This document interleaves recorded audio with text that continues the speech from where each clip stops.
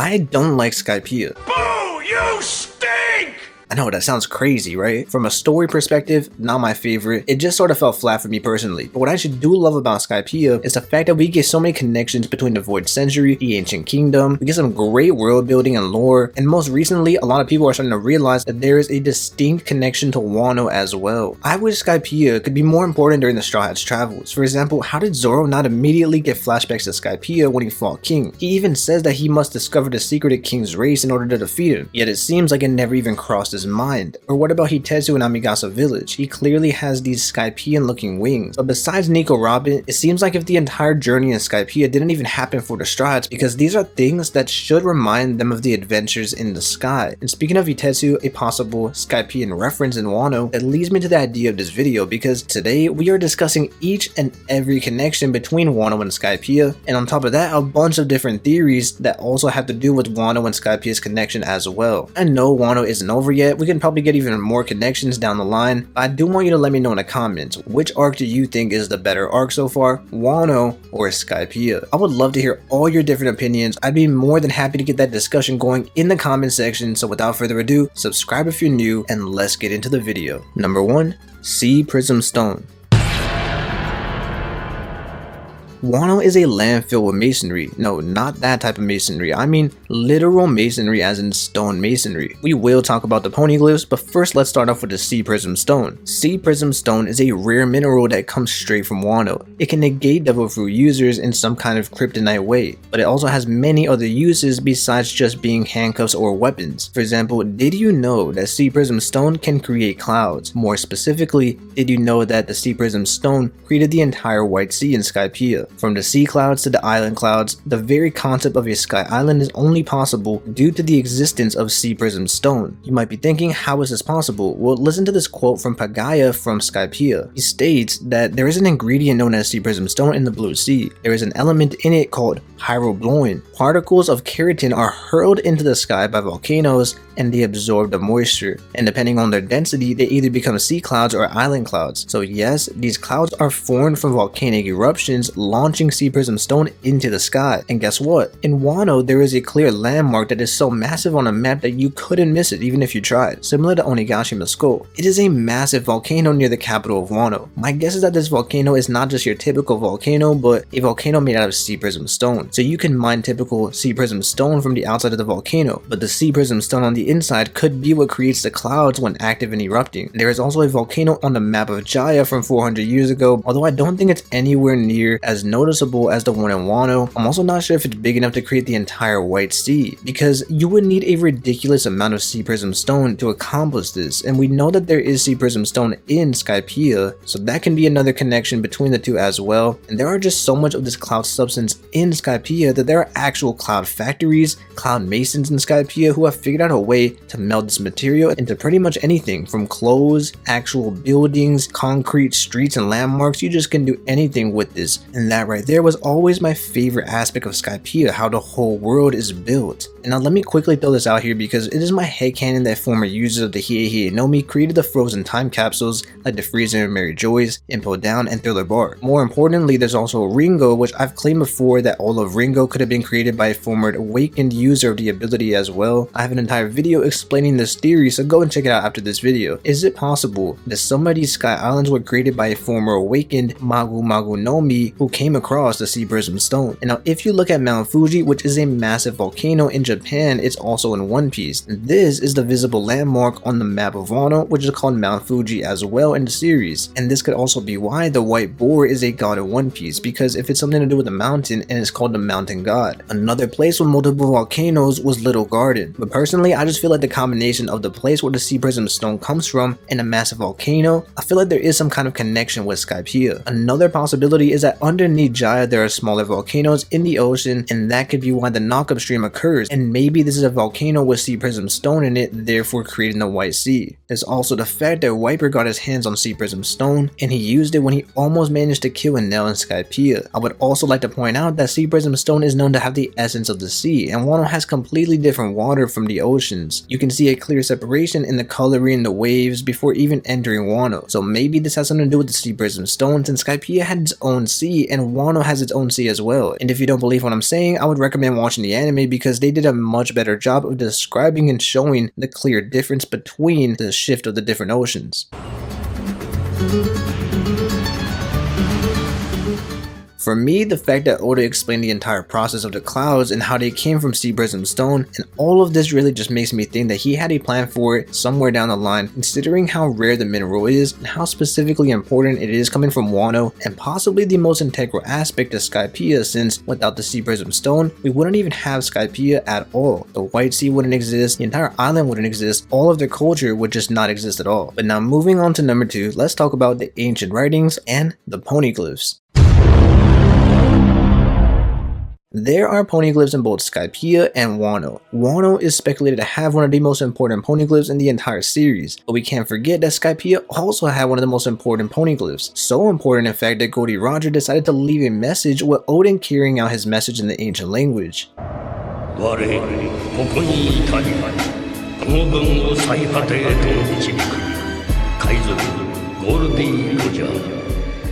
Hold our true motive in your heart and speak not of it. We are the ones who weave history with the sound of the great bell. Those who weave history most likely is referring to the Kozuki clan as they created the poneglyphs, and by doing this they are making sure it won't be forgotten even with the passing of time. But then we have the great bell that refers to the bell in Skypiea, since this is in Skypiea. So once again, Wano and Skypiea, another connection. Sad thing is that Momo won't be able to learn the poneglyphs, but as we're nearing the end of the series when they'll find the One Piece, he might not have to know it, especially with Nico Robin still alive. Meanwhile, in ancient Shandora, the people used this ancient text on not only the poneglyph, but also on the walls and the ancient documents. And they are actually the only civilization that we've seen in the entire world of One Piece that's shown ruins and the ancient writing throughout their culture. Something this integral to the culture proves an important connection between the Kozuki clan and Shandora. So was there a past alliance of sorts between Shandora and the Kozuki clan, similar to Zou and the Kozuki alliance, or did the City of Gold come from Wano? And speaking of the City of Gold, let's move on to number 3. Number 3,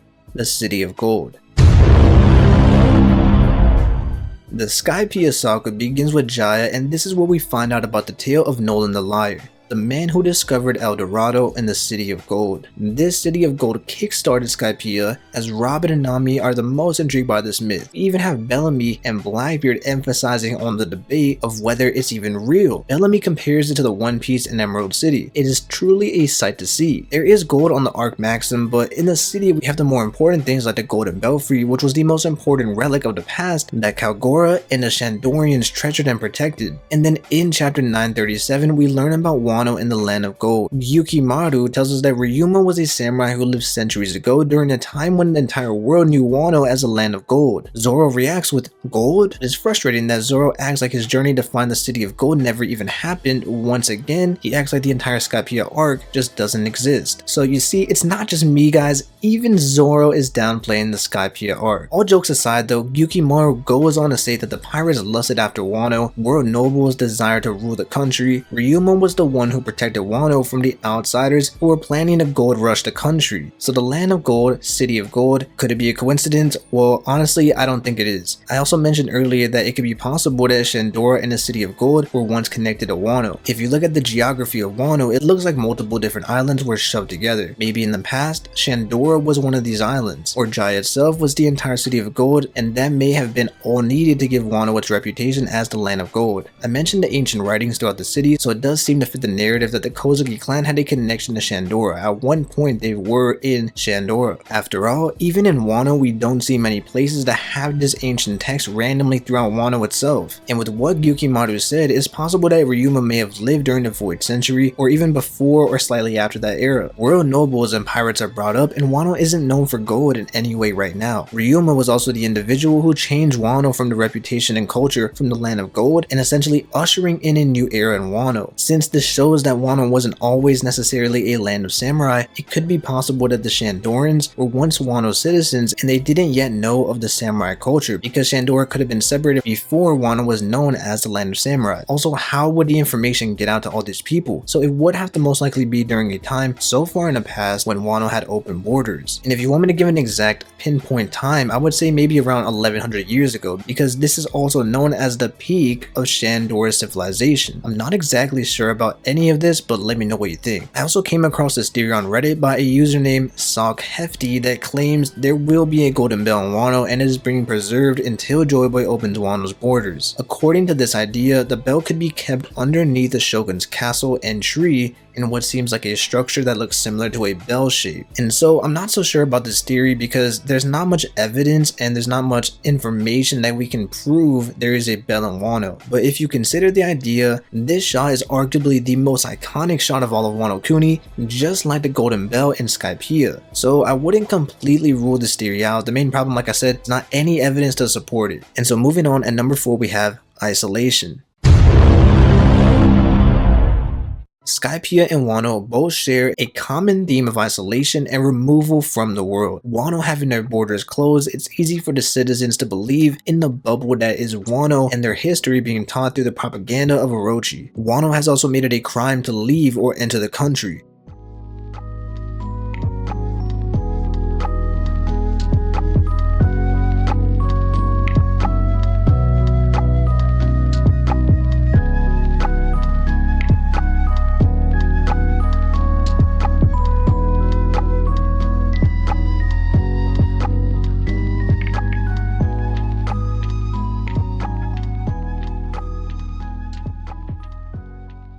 And then we have Skypiea, a mythical land that receives doubt from its very existence. Similar to Wano, these people are aware of the blue sea down below, but they don't know much about it. And actually in Wano, a lot of people don't even know that there is an outside world. And once again, it's easy to manipulate the citizens into certain belief systems without the outside ideas challenging their reality. So is it a coincidence that both Skypiea and Wano are essentially isolated and locked out from the entire world? News of the outside world is not known to the citizens of Skypiea and Wano. They are really just limited to accepting the experiences that are presented in front of them. So yeah, isolation, it is very important to both Wano and Skypiea. Number 5, giant animals.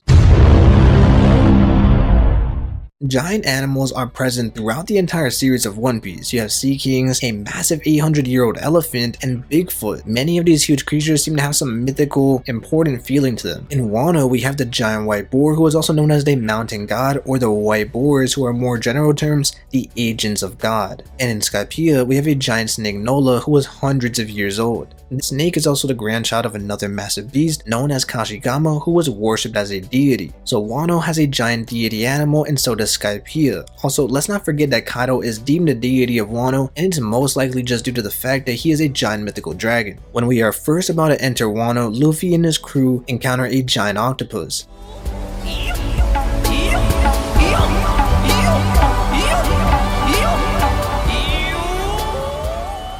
It didn't have much relevance at all, but then I remembered that there were multiple giant octopus in Skypiea, and one of them even aided the Straw Hats into leaving the island. So we have a similarity, but also the opposite. In Wano, the octopus helps them get in, and then in Skypiea, it helps them leave. At the beginning of Fishman Island, Luffy tamed a kraken. Oda Jones was also known for threatening the kraken by saying that he was going to attack its family and even possibly kill them. And this was actually the only reason why the kraken came to Fishman Island in the first place. So with all these octopus helping out Luffy, could all three of these octopus be somehow related, and could it have been the family that Hody was threatening? Besides just these examples, there's also the giant dog in Skypiea, the giant koi fish swimming up the waterfall in Wano, and the giant animals that Tama tames immediately after Luffy arrives in Wano. And now moving on, let's go on to number 6. At number 6 we have Hitetsu.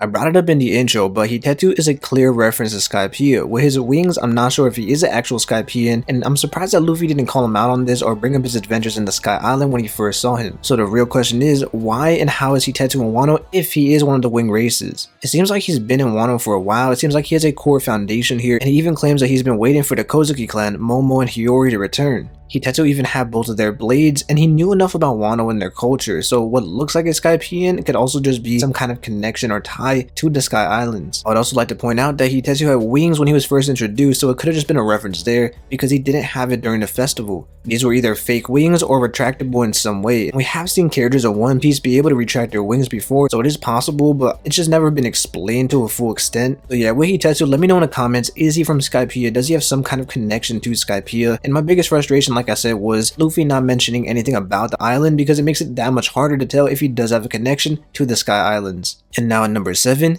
King.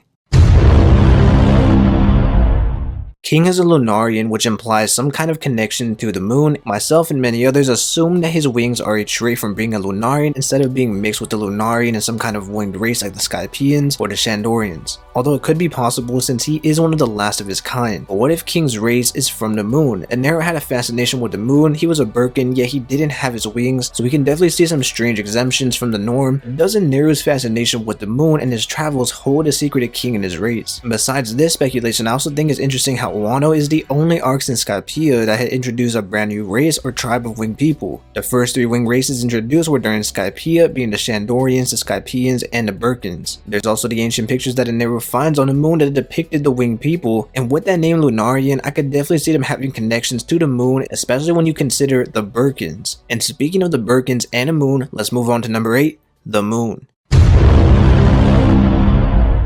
The moon is actually very important to both arcs.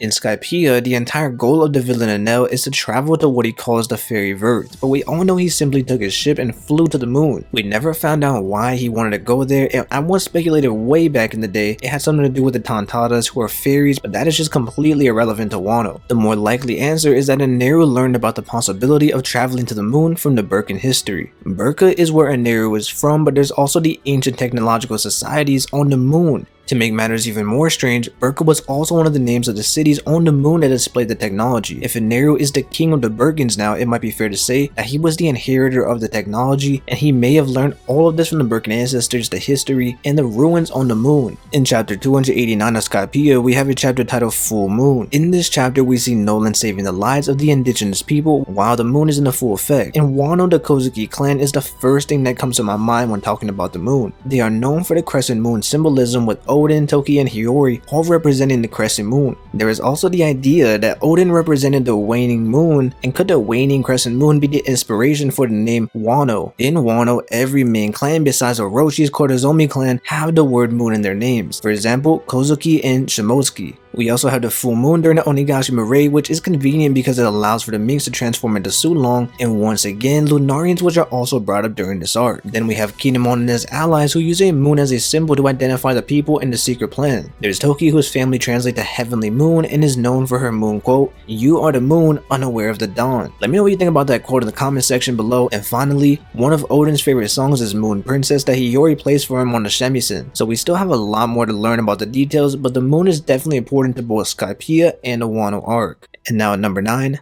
Onigashima.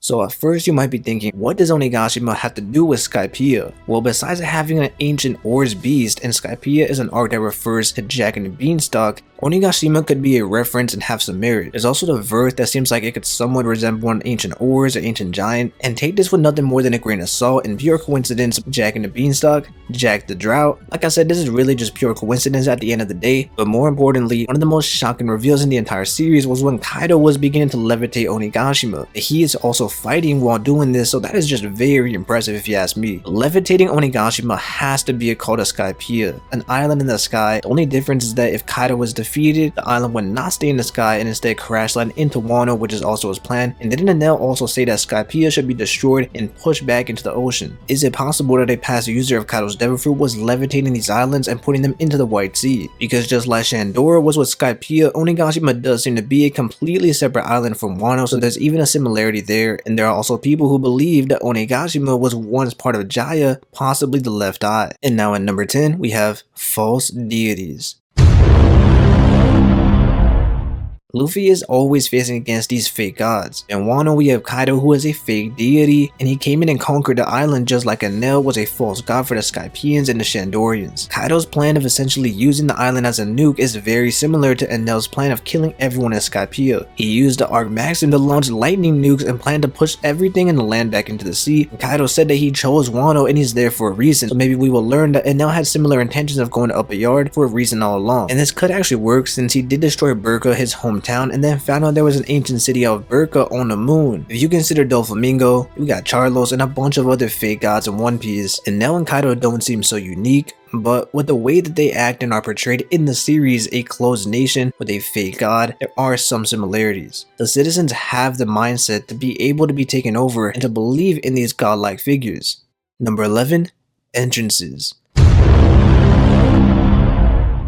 My favorite chapter in all of Skypiea might actually be the very first chapter. I just love how Oda really got across the sense of wonder, adventure, and witnessing many mysteries of the world. The actual execution of this arc was lackluster if you ask me, but there's no denying the excitement that we all felt after the amazing build-up to Jaya as this impossible task of escaping Blackbeard and using the knockup stream. Similarly in Wano, we have the first chapter being Luffy washing up on the shore, and how did they arrive? Well, because this is a country where it's a crime for anyone to come in and out, they have to use their ship to climb a waterfall with the giant Japanese sea life. I do prefer the Skypiea entrance a lot more because they are flying up there with the Mary, but I know I wasn't the only one who felt the similarities between the two entrances. Have strange, dangerous ways of arriving, I would say it may be possible and there might be a connection there, because since Wano's borders are closed for a reason, maybe there was also some intentionality with Skypiea being in the sky and they didn't want anyone to find out about the ancient kingdom, the Poneglyphs, because you even have the world government. They know about Wano, but do they even know about Skypiea? It doesn't seem like anyone in the world knows about this island. And speaking of entrances, there's also the fact that Kaido was first revealed on a sky island with Rose, who was from a sky island as well.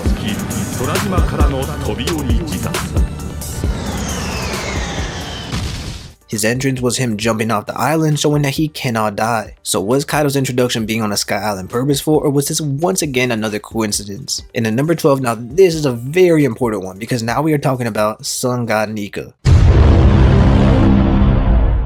Sun God Nika is a great example of how both Skypiea and Wano are connected. During Jinbei and Who's Who's fight, we learn about this Sun God. It seems like there could be some kind of connection with the Sun Pirates and Who is Who, comparing Fisher Tiger to Sun God Nika. It's interesting to me because the name Nika is found in multiple real-world languages and religions. During the Onigashima raid, Luffy is compared to a fire god, and in some translations, the Sun God. Yokota specifically mentions his Gear 4 transformation, which has the fire markings resembling the godly-like figure. And when we see the silhouette of Nika, many fans have pointed out the similarities to Luffy with the stretchable arms and the rubbery, curvy arms, and also there is a silhouette in Skypiea where you see Luffy dancing around a campfire. And I will say this could be a stretch from the designs of the silhouettes. I don't think they are exactly the same, but maybe Oda was trying to point at something there. With the addition of Lunarians, who are a race of fire gods or moon gods, Oda does seem to be really hinting at these religions and bringing all of One Piece together through religion. The Shandians believed in the ancient religions, and Nolan had to stop Calgar from sacrificing his own daughter to the Sun God, because in chapter 287, this is when we first hear of the Sun God, and the Shandorans were performing human sacrifice. We also have a lot of sun references throughout all of One Piece. It does seem to be a huge symbol. Sun God actually was only mentioned in Skypiea and Wano specifically. Number 13, the Fire Festival.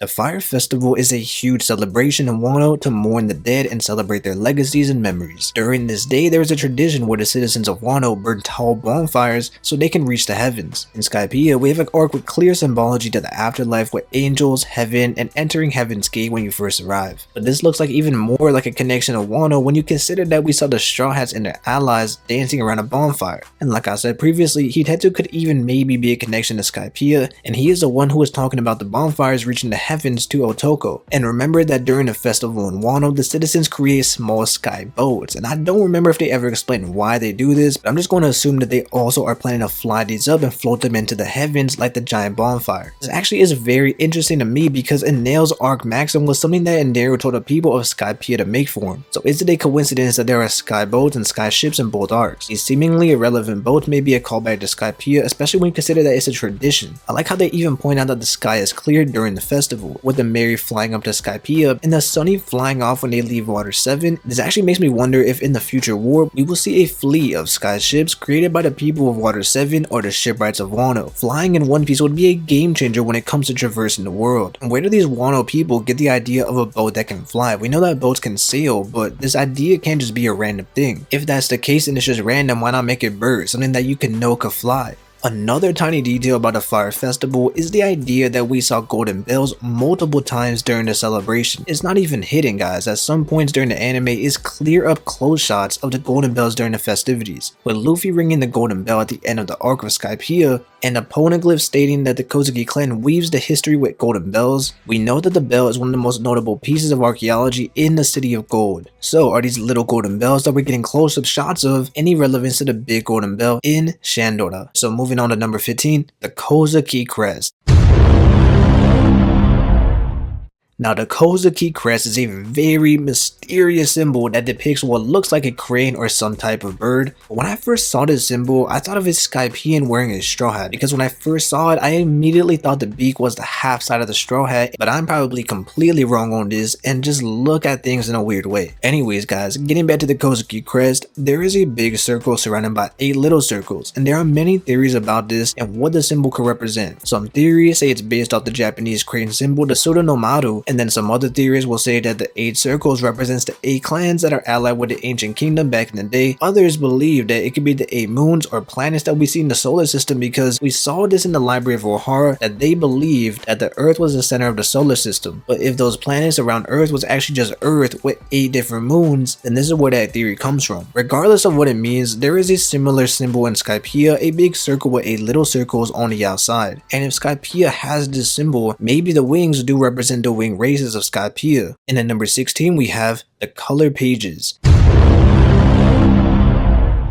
During the Skypiea arc, we had multiple color pages that could possibly resemble Wano. I wouldn't make much of this first one because it is just a Japanese manga, and there are also other color pages in the entire story that resemble Wano or Japan, so this is most likely a cool coincidence and a great color page. But if you look at the second one right here, I think this one could actually be a reference to Wano and Skypiea, because in chapter 287 we have a great color page of Sanji cooking up for the team. In this color page we have them eating ramen, and it also looks like we have a dragon and a few boars. If you want to know more about the boar and its connection to Wano, I'll leave my video in the description because I made an entire video on that. But I did also mention it in this video before, the giant boar, who is also the mountain god. So this color page right here is a little bit more on the nose, but let me know what you guys think, especially considering that now you have 2 Wano gods in the Skypiea color page. It makes it even more interesting when you consider what the chapter is called, because it's called Kami Killing or God Killer. Nolan killed the big snake that was considered a god in the chapter, and just like Odin killed the mountain god or the boar in Wano, and there is so much speculation that Kaido will die in Wano and he is the dragon. I also mentioned this earlier, but in chapter 287, in the chapter we first hear about the sun god, because Nolan killing that snake was meant to save the girl who was being sacrificed to the sun gods. So with all of that, right, I think that 287 at least was definitely a reference to Wano, maybe not 269, but let me know what you guys think in the comments. Final piece of evidence that Wano and Skypiea are connected, we have the Habu boar symbol.